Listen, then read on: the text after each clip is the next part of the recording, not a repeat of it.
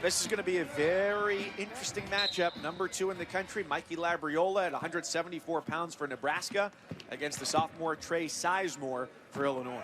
Well, interesting if Sizemore can keep it from being a runaway, because I don't know of anybody that's wrestling any tougher than Mikey Labriola right now from the vaunted mecca of wrestling out there in Pennsylvania, the Lehigh Valley Bethlehem Catholic, and he's just coming into his own. Look at that. Quick takedown, then comes back, gets the ankle pick, turns into a cradle, now turning for the cradle, looking for the fall. Mikey Labriola trying to make short work of this, and he is really on fire. He's just a different level, found a different gear this year. Now he's got the chin, he's going to drive through, and there's just no way that Sizemore gets out of this.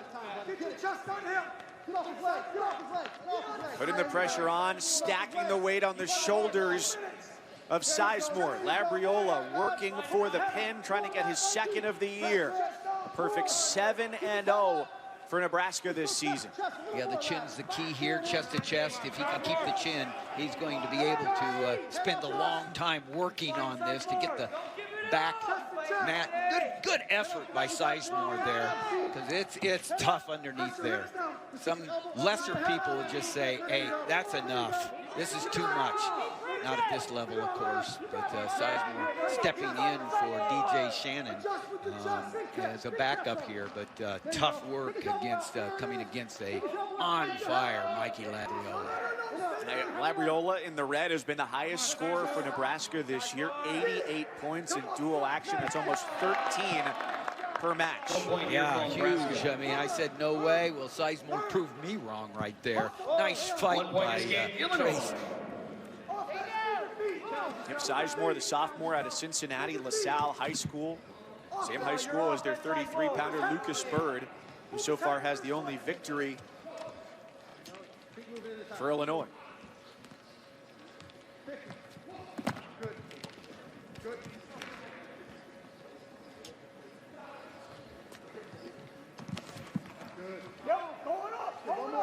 Hey, nobody stand in front of me, move!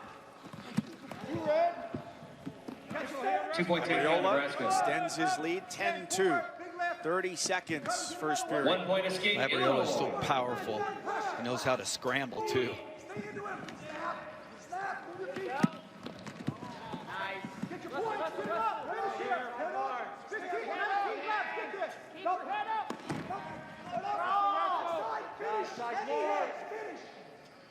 Put him on the defense here. Square up.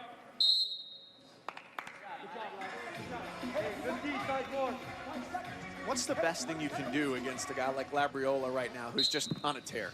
Well, you've got to get in and slow him down. You can't let him have his space, and yet right now, Labriola is really good on his attack right there from space there. Labriola is transition there from the low ankle pick to the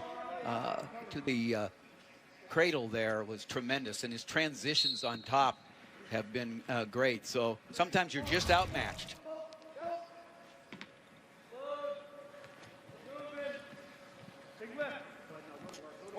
One point escape, Illinois. Labriola last year finished 6th at the Big Ten, 17-7 overall.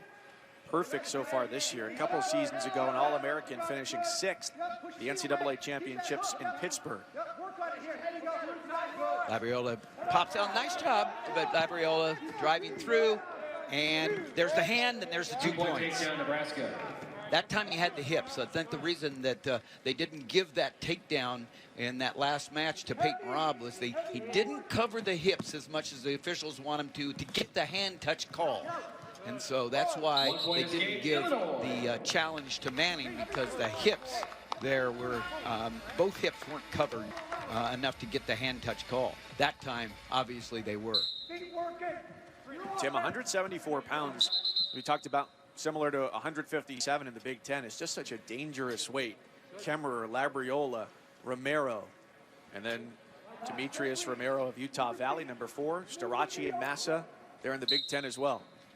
Yeah, 174, so tough there. And Michael Kemmerer from Iowa, like you said, up at the top and looking for his opportunity to be at the top of the the podium, but this guy right here is going to have something to say about it. Mikey Labriola wrestling as well as he's wrestled in his entire career.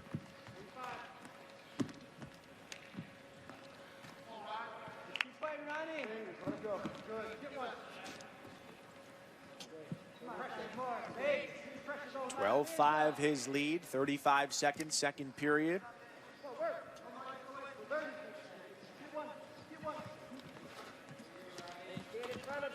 Riding time in his favor as well, more than 2 minutes accumulated for the junior from Pennsylvania.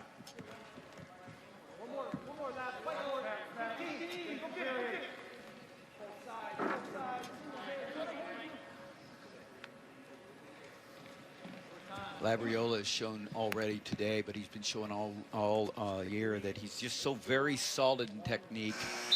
Makes him hard to beat, I'll tell you. And we saw him scramble well. And he can scramble well, but that's not even his strength. His strength is he knows the basics. He's always head high. He elevates the leg at the time that the leg needs to be elevated. And so he's just really gone to another level here in his his third year at Nebraska. Get some blood off the mat before the start of the third period. We're inside the State Farm Center today.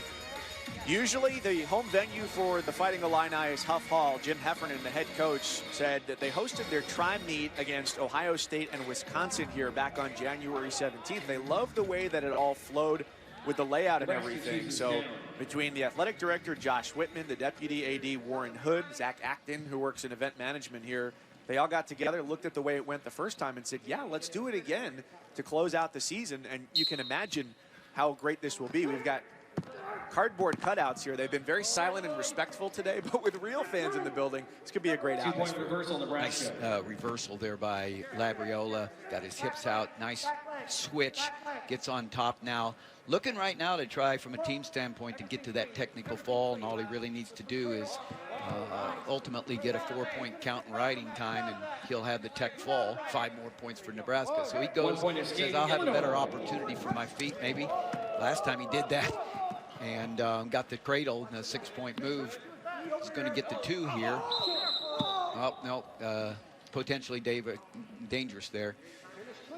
Nice job by Jamie George there stopping that. We don't want anybody getting hurt. We just want to get to those conference championships and those NCAAs. That's the important thing.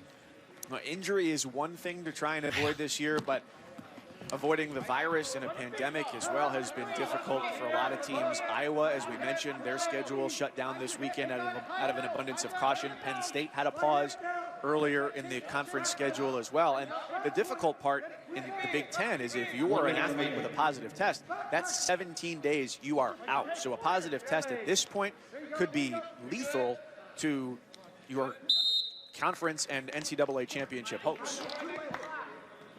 That's the bubble I was talking about. They got to live in a bubble. Basketball's worried about being on the bubble. And all athletes are really called to a different level of discipline. And I just think it's an incredible year. Athletes learning the things about themselves. And as Cale Sanderson has famously said this year, it is what it is. And that's not a resignation, as you and I were talking. That is, hey, it's the situation we have. There's still the conference. There's still the NCAA championships. There's still the idea of winning those. We might not have 25 or 30 matches going into it, but we still have the same goal.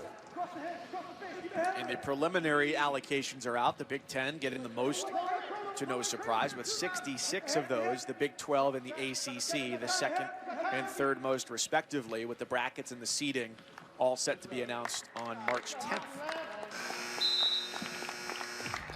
So Labriola, strong from start to finish there, wins it 17-6 at 174 pounds. From Nebraska.